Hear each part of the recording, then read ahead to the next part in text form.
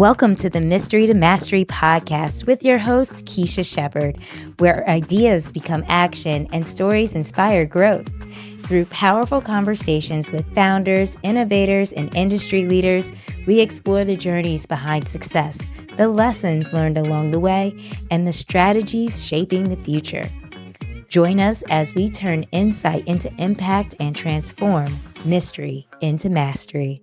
Hi, I'm Keisha Shepherd, host of the Mystery to Mastery podcast. Today's episode is very special because we're going to be talking about mentorship. Mentorship is so important in today's community, in my own life, and in everyone else's. So today's episode's guest is one of my favorite people. I met her 2 years ago when we were in Toastmasters together. She was actually my mentor in Toastmasters, along with the membership chair. So while we were actually meeting, we also discovered that we both went to Morgan State. She's also a Morgan State grad, and we had such a great time. She's come out to events, and today she is the guest on my podcast, Mystery to Mastery.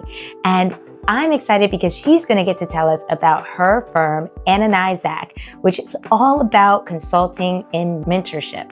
So with that, welcome, Jeanette. Why don't you tell us a bit about your organization? Absolutely. Thank you, Keisha. Ananizach is a mentoring consulting firm. So what I do is I work with compassionate, caring individuals in the community that really want to help our young people become the successful people that they deserve to be. And they do it through developing mentoring programs and then connect their young people with other caring adults that want to help them to succeed. The challenge comes in that mentoring is not necessarily as easy as people think. It's not about just matching a young person with a caring adult and everything is wonderful. There's a lot that goes into developing a mentoring program so that, first of all, it's successful. Because it's successful, then it is helping our young people. But we also want it to be sustainable, because a sustainable mentoring program means it's going to be around for a while, because mentoring is not something that happens overnight. You can't mentor a young person in 2 months and then say, okay, I'm done and everything is wonderful. And then also so that they become fundable, because one of the biggest challenges with mentoring programs or any kind of youth development programs is being able to obtain the funding that's needed to maintain the program, because mentoring is not free. It costs money, there's resources, there's staff, and there's things that need to be maintained to help the mentoring program be successful. So it is my goal to work through and help people get to that point where they are sustainable and successful. I guess that's kind of it. That's the short version. That is wonderful. I never really thought about how it could cost money to start a mentorship program, because so much of it is just done from the heart and from the love of helping others. Can you tell us more about what happened that made you start this organization? That was a process. There were some very traumatic things that happened to me in a short period of time, loss of some loved ones, and then the ending of my job. And it was a pivotal point for me.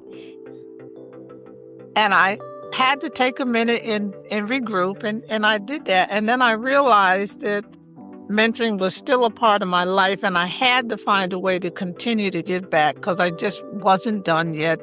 Don't count me out yet. I'm still here. But Ananizach is the result of that. And it became not just a business, not just a way to make money, but it became a way for me to work through some of my grief and pain and to begin to heal. So Ananizach is a lot more to me than just a business. It's a way to remember those that were lost through this process, and that's Ananias is my grandson and Zachary is my nephew, and they were both lost to violence, and it was very difficult for our family to get through that. But I always wanted to find a way to be able to use their name. You know how young people say, say my name, say my name. Well, so we say Ananizach, and it's said with positivity and with hope and with community and all of the things that surround mentoring. So that's where it came from. And we've been going now. Actually, we're in our 10th anniversary. 10th anniversary? Wow. How do you go about helping and serving different organizations? I have a lot of different opportunities to do that. And sometimes it's connecting with other organizations, larger organizations, and they contract with me to help people that they're serving. Some people contact me directly so I can directly work with them without going through another organization. But I think the thing that makes Ananizach unique is that when I'm working with different organizations, I'm not teaching them and supporting them from theory. I'm supporting them from the fact that I've done it. So I've developed mentoring programs. I have been a mentor. I ran a national mentoring initiative. I have worked on helping develop the elements of effective practice for mentoring programs. So my perspective is sometimes a little different from other people because I've done all these different pieces and understand the challenges and ups and downs that mentoring program coordinators have as they are trying to develop the mentoring program. But like anybody else, I've tripped and fallen. My first mentoring program, which was a corporate mentoring program, initially failed. But I was able to get support from a mentoring affiliate here in Maryland, and some people may remember it was called the Maryland Mentoring Partnership, and they mentored and guided me on how to better develop my program and support it so that it became a successful program that ran for 7 years. Wonderful program, had some awesome individuals in it that I'm still connected with, but even after I left that corporate environment, that program still continued for a while. So we made sure that all of the mentors were able to support their young people till they graduated from high school, which was the goal of that mentoring organization. So mentoring has kind of opened up some doors and opened up my eyes to the different things that you can do to support our young people. You're not trying to change them. That's always important when we're talking about mentoring. But just understanding that our young people just need a little bit of help, a little bit of support, an ear. That's always important to make sure that we're just helping, guiding them, and giving them what we call just a little bit of wisdom. That's what I always ask my mentors.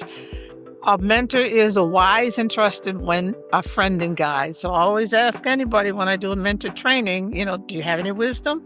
And I haven't anybody tell me no, so that's really good. Can you be trusted? And they say yes. Okay, great. Well, now we have the beginnings of what could be a great mentoring relationship because you've got those underlying things that our young people need. So that's kind of how Ananizach came about, not through something that I wanted to happen, but through life. Yeah. And life happens to all of us, and then we have to decide what we're going to do with the ups and the downs and how we're going to turn things around to keep moving. That's such an interesting story, and there's so much I want to unpack on that. What story, message, or lesson is important for you to share on this podcast right now? I think one of the most important ones, because now with everything that's happened in the environment that we're in, mentoring programs are having a lot of challenges finding people that will become mentors. And I think it's important for people to understand that you don't have to have a lot of money. You don't have to have a doctorate degree in anything.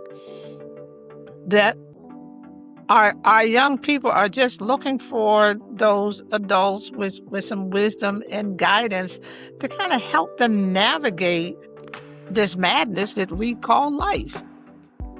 And a lot of us have done it, but of course, some of us, what you'll find is if you choose to become a mentor, and we have to be honest, not everybody can be a mentor, and that's okay. There's different ways to support a mentoring organization other than being a mentor.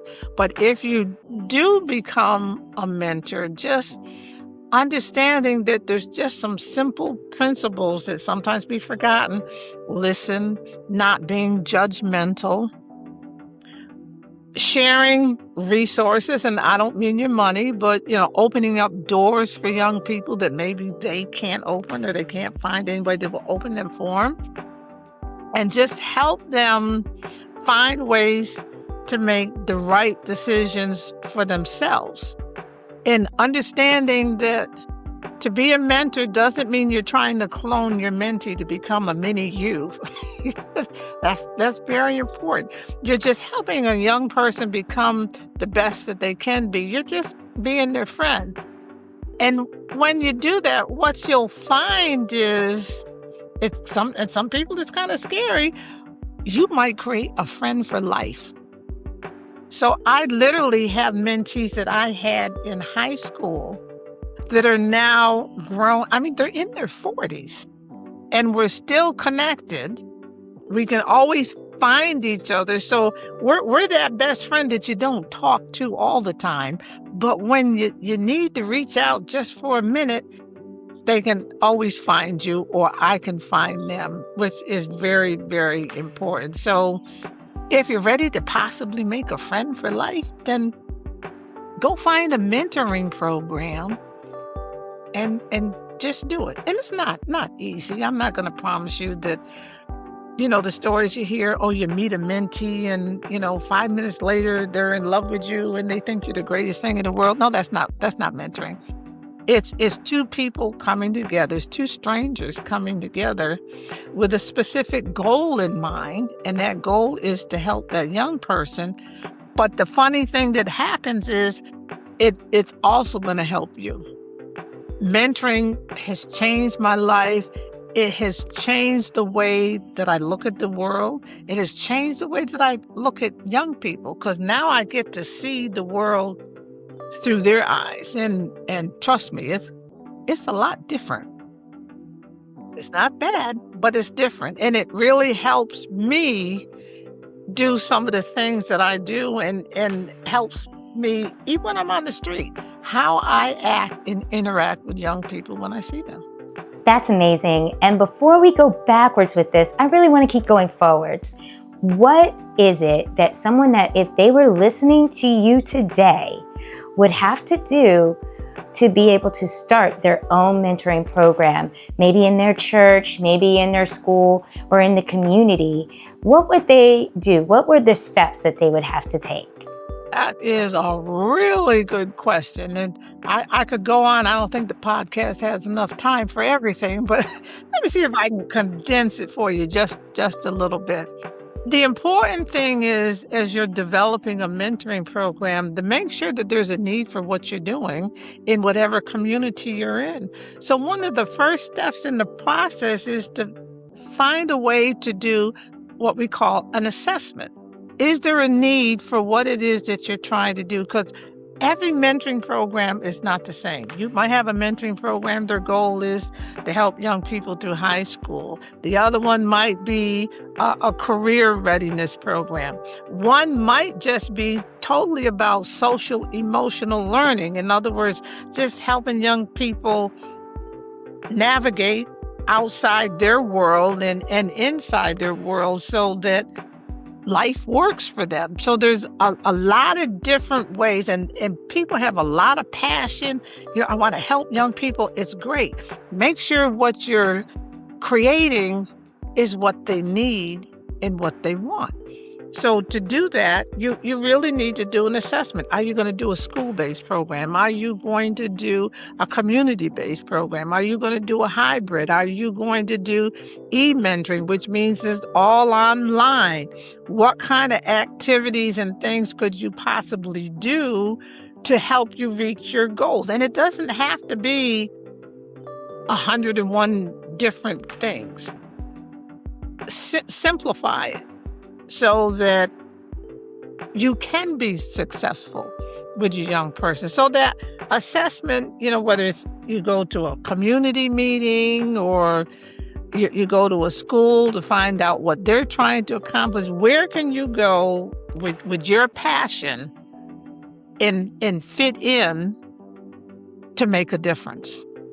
Because it's kind of difficult if you're trying to do one thing and that's not really what they need, and then you run into challenges. So that's the first part of it. Then the hard part for a lot of people is you have to start small.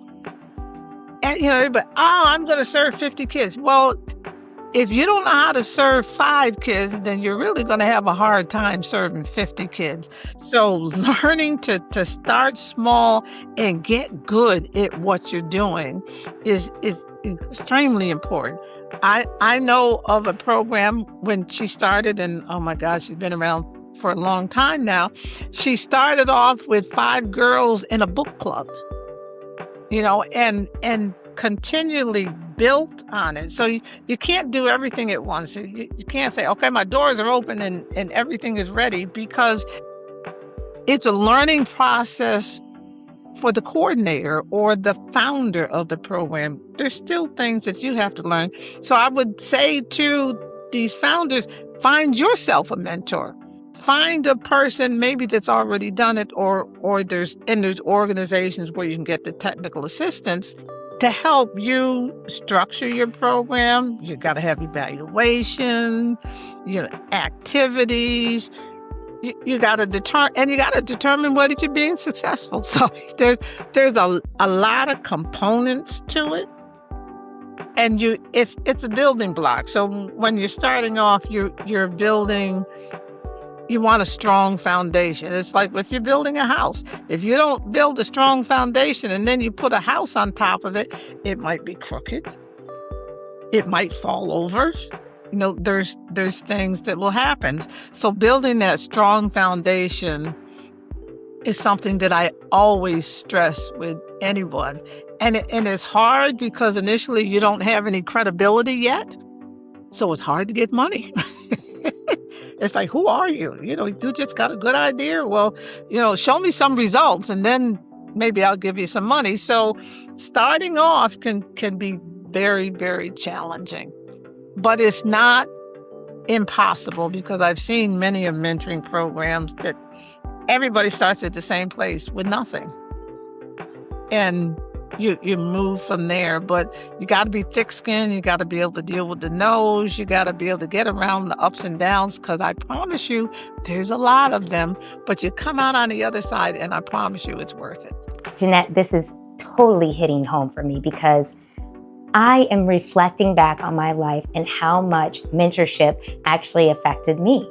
And a quick story is when I was at Lockheed Martin, that was my first job out of college, I went to a class and they said you should get your own round table of mentors.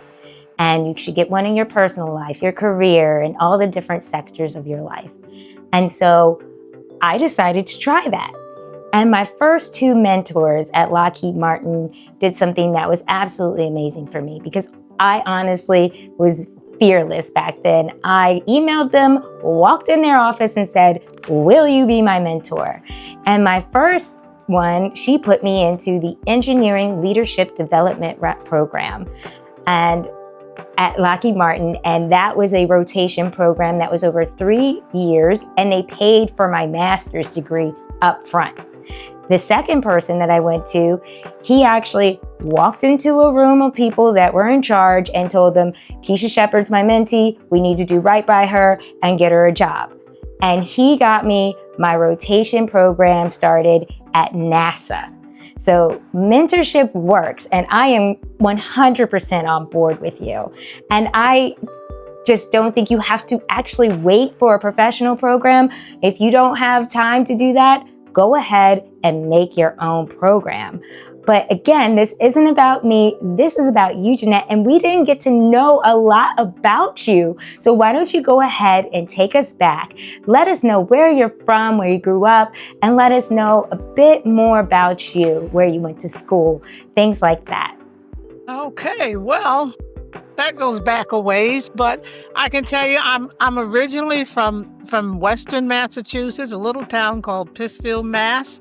That's where I was born and raised, came through high school, finished high school, then went on in some different directions, got married, did some traveling and things like that, and eventually ended up here in Baltimore, which was very exciting for me because I came from a very small town. So when I came to Baltimore, I was honestly amazed at how many Black people there were.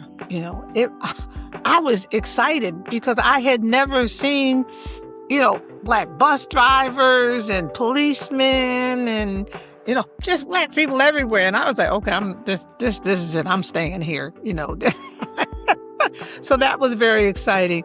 And eventually what I ended up doing, I call myself a late bloomer because I went to college and became a Morgan alumni, but I started Morgan when I was 30 years old. I had 2 children, single mother, and job ended. I'm famous for jobs ending, but job ended and I just decided, okay, this is it. I'm going back to school. And I gave myself a 5-year time frame.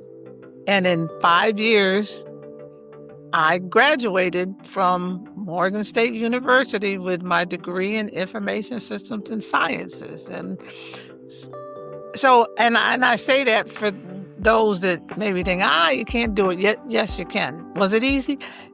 No, not at all. But it was worth it because it did something for me, because it was something I knew that I needed to do. And everybody else and everything else got pushed aside, and it was a 5-year focus. And I had to do that because my son was going to come out of high school and go into college, and we couldn't have 2 people in college at the same time. Hence, that's kind of a little bit of it. I have 2 absolutely wonderful children, 4 grandchildren. Of course, Ananizach is the one that is not with us anymore. Well, that's Ananias. And I have this absolutely fabulous great-grandchild, so I'm really excited about that, named Donald, and he's just the love of my life, and I enjoy spending time with him. But I also spend a lot of time with people that are, I would call them like-minded people that care about young people and want to do things. That's what the mentoring field does for you. It puts you in this place where you meet some phenomenal people. I've had the opportunity to meet some people and interact with some people. And on my website, there's a picture of me, and I always get excited about it, where I got to meet the first family. And in the process of doing that, President Barack Obama put his hand on my shoulder and said something to me. And in the picture, I'm looking real stupid, which is, I got this grin on my face, but it was like, oh my God, the president is talking to me. Who knew? But that was because of mentoring and deciding to do a day of service. If a lot of people remember, the Obamas really pushed that MLK Day of Service. It was one of those activities.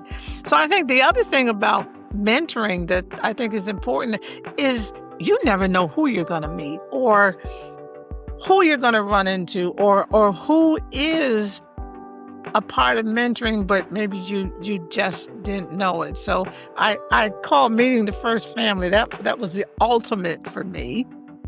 But there have been other opportunities and other people that I've met along the way that if I wasn't involved in mentoring, it might not have happened.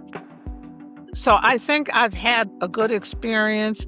And because of what I've done over the years, when my last job ended, I was able to create Ananizach based on the experiences that I had. So mentoring can take you in places that you didn't even think you were going to go, and you can end up doing things that maybe you never even knew you could do. I never thought about starting my own business, but I took the knowledge and experiences that I had in the mentoring field and the credibility that I built up by being honest, by being fair, and showing that I wasn't just doing things for the money. I really have a passion for this. So in some cases, I do pro bono work.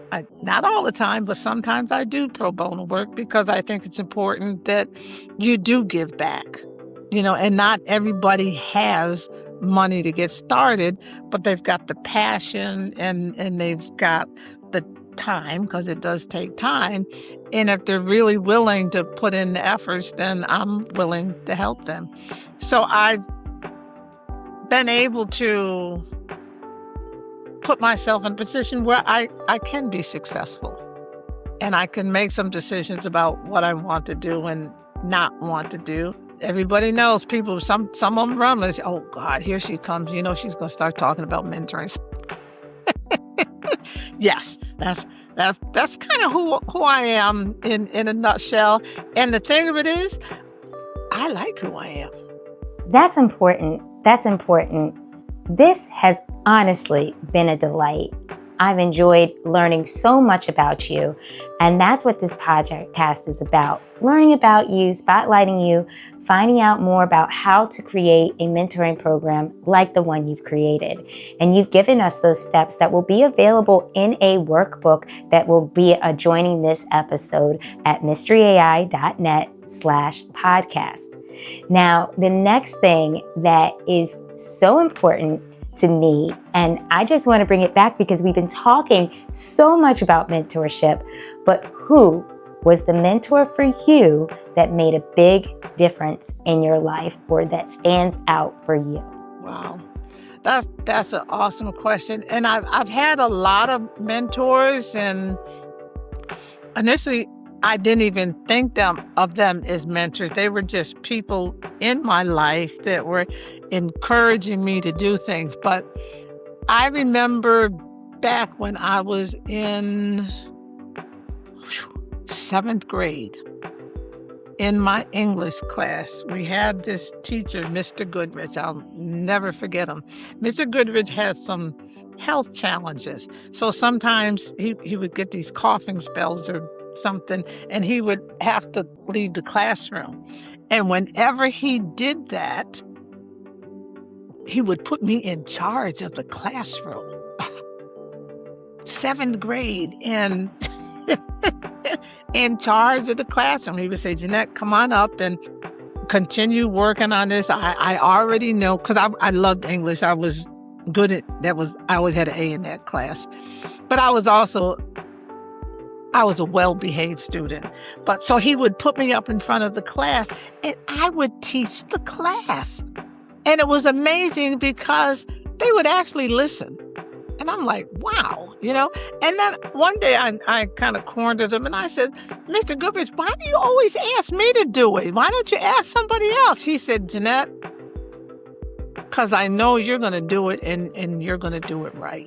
And for a little 7th grader, that was an awesome thing for a teacher to say. And it kind of changed my mindset and just made me look at myself a little different and gave me a level of confidence.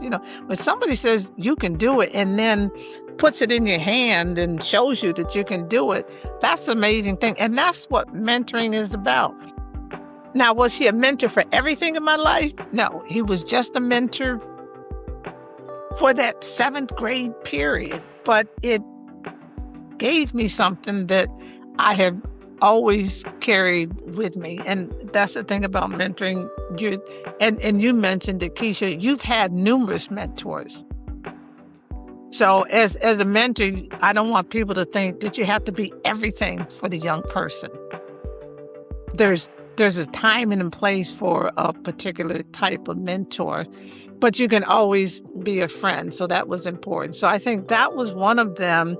And then as I got into the mentoring field and my first program failed, this sister came and helped me, Dr. Jacqueline Roden Trader. I love her to death, and I will never forget her because she just taught me a lot, but she gave me some inner strength that I needed to weather the storms and the ups and downs of starting a mentoring program. So those are two, and there's a lot more. Sometimes we don't think of them as mentors, but if you go back and you're like, oh, wait a minute, then you realize they really do. And there's a season and there's a time for different kinds of mentoring or different people to support you. So from 7th grade to now, and I still have a couple of people that I can go to now, even as a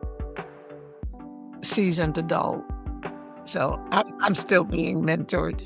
I love it. I love it. This is so interesting because I always say you never know who you're going to meet that's going to change the trajectory of your life. These mentors can do things that can instill confidence in you, like Mr. Goodrich did, or was it help you get through things like Dr. Roden Trader? Dr. Jacqueline Roden Trader. Yes.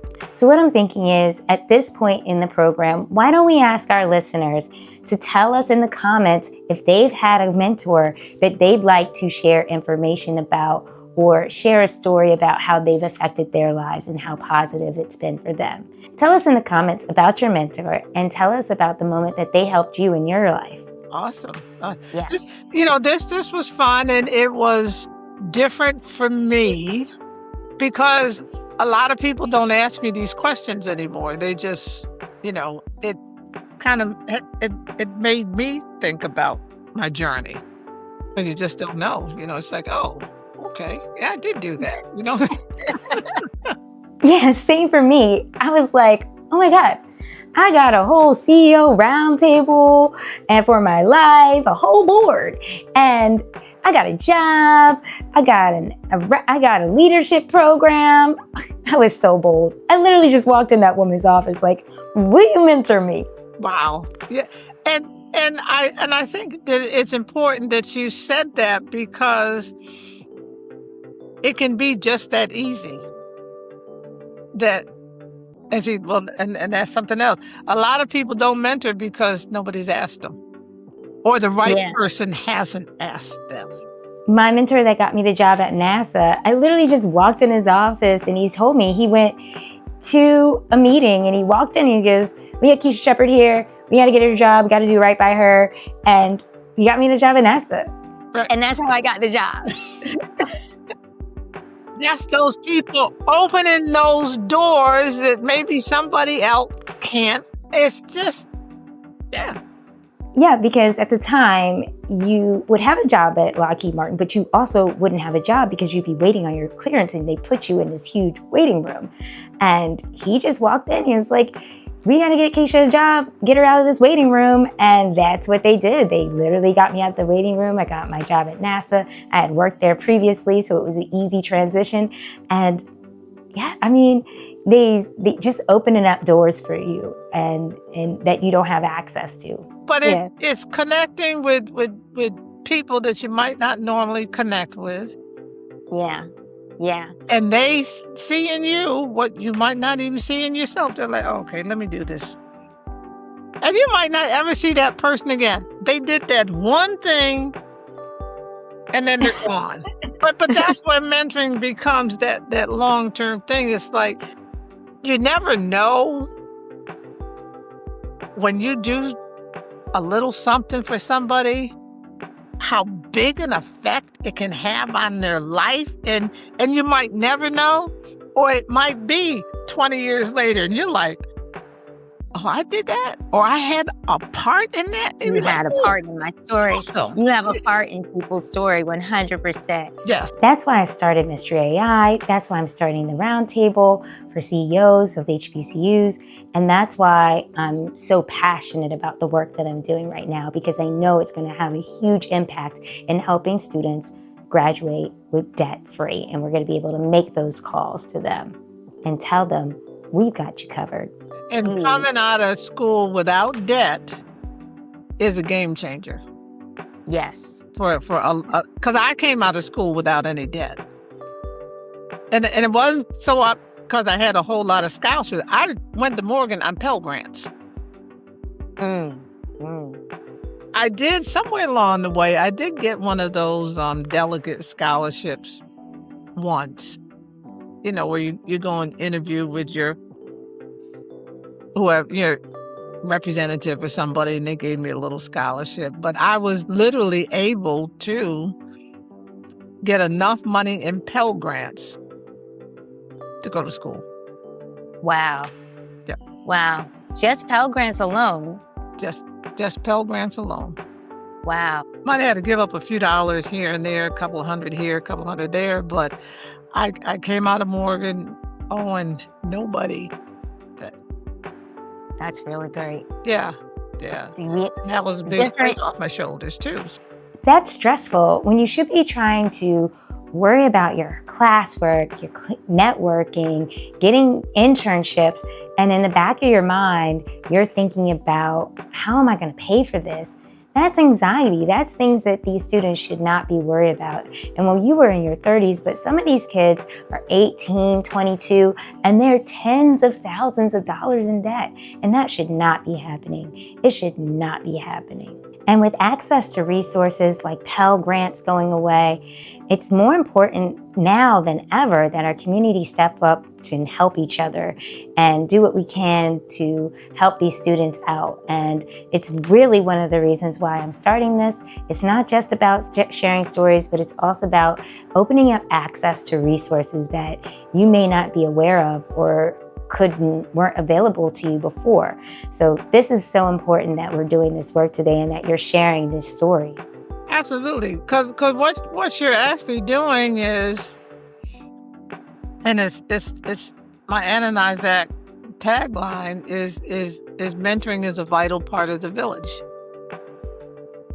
It's not everything, it's not all of it, but it is a vital part of the village. So what you're doing is you're recreating the village, bringing in the resources and the people and the knowledge, but being able to control it too, I think is important, so that the right messages are getting out there. So you're controlling that narrative.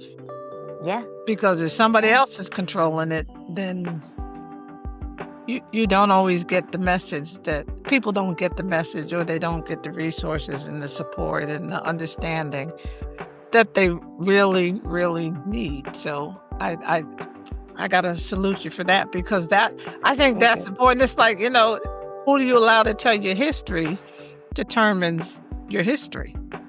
That's true. Or it comes across. So you're doing this and being able to select the people with the credibility and the honesty and the passion for wanting to make a difference in various areas of our lives. I think that's very important, because you don't know who your podcast is going to touch or who it's going to turn around. Well, the goal is to touch as many HBCU alumni as possible, and our Morgan community, of course, is first. And so I really hope that the Morgan alumni are supportive of this effort and want to share it. There are so many of us on social media, and we can all be a bit impact to each other. And then also, if I'm looking for mission-driven leaders that are making an impact in their community, but are tired of being the best-kept secret. They want to expand their reach, expand their circles, and get their work out there and start impacting bigger and better the way they were doing before. So this is huge. I'm very excited that we're getting started. And if you are interested in being on this podcast, be sure to reach out and let me know. mysteryai.net/podcast. You can book an interest call with me and go from there. And I'd love to do that because they don't often get the shout out that they deserve. They're so busy doing the work. Some things kind of get left behind, or it's on the floor and they don't have time to pick it up. So yeah. And marketing has changed so much. And my company is the AI consulting company, and it's powered with AI employees. And I'm using AI to help me with every part of this, especially with the marketing. So I do believe that with the tools and research sources available, we're going to be able to reach more people than we've ever reached before. So this is a very exciting time. We're using the AI to really power through this and really expand the reach. So this is so exciting. People are going to want to know how you can help them with their program. So how do they reach out to you? How do they find you? How can you help them with their program? Getting started. That's an easy one. There's a couple of different ways. Of course, my website, www.ananizach.com, ANANIZACH.com. And there's a form that you can fill out and let me know what kind of assistance that you actually need. You can also email me, JAPSIMON@ananizach.com. Good thing is, I read my emails and I do respond to them on a very regular and timely basis. So you can reach out that way and connect with me and let me know how you need help. If you want to become a mentor, on my website, there's a link to a database that is actually run by the National Mentoring Partnership, where if you're trying to find a mentoring program in your area, you can do that. Or email me and I can talk to you about some mentoring programs that I know about in this area, or connect you with other folks that do the same type of work, and we can go from there. That's amazing. You're going to be able to find all of the information to get in contact with Jeanette on my website, mysteryai.net/podcast. You'll look for the Jeanette Simon episode, and from there, you'll be able to find all of the contact information, the workbook that goes alongside of it, and the ebook to help you with starting your own mentoring program. I really hope that you enjoyed this episode, and I'll see you next time on the Mystery to Mastery podcast. Before I let you go, if today's conversation inspired you and you have something to share with this community, I want to hear from you. Whether you want to be a guest on Mystery to Mastery or you want to get your brand in front of this audience as a sponsor, the link is in the show notes. Get on my calendar and let's talk. See you next time on the Mystery to Mastery podcast.